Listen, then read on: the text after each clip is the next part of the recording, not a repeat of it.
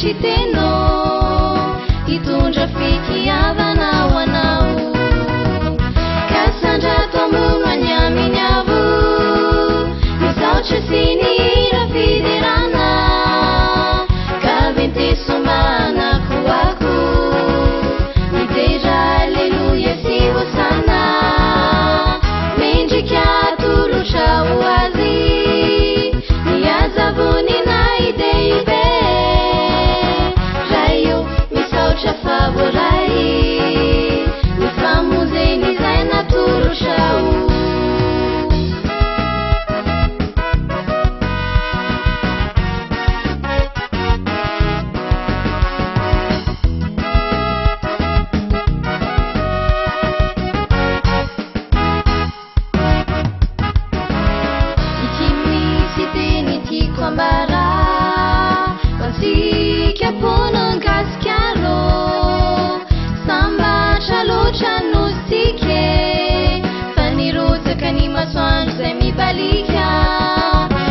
vitany tetony fanekena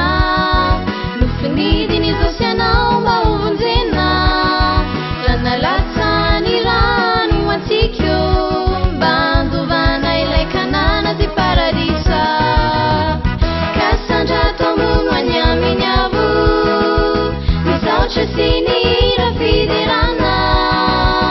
ka ventesomanako ako mitera aleluia sy hosana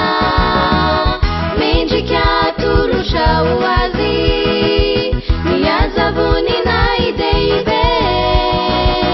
raha io misaotra favoray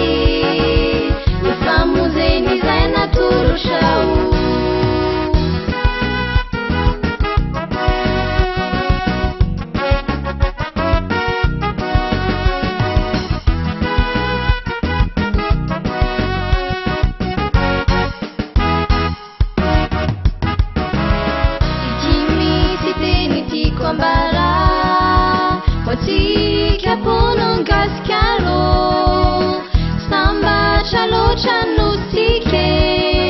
Fanirozakany masoandro zay mibalika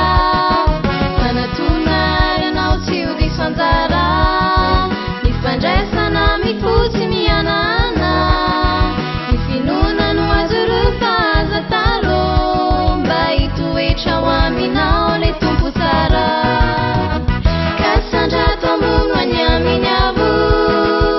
misaotra sy ny hira fidirana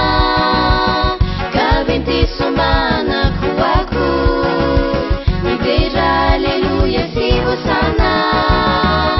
mendrika tolotra ho azy miazavoninahy deibe raha io misaotra favoray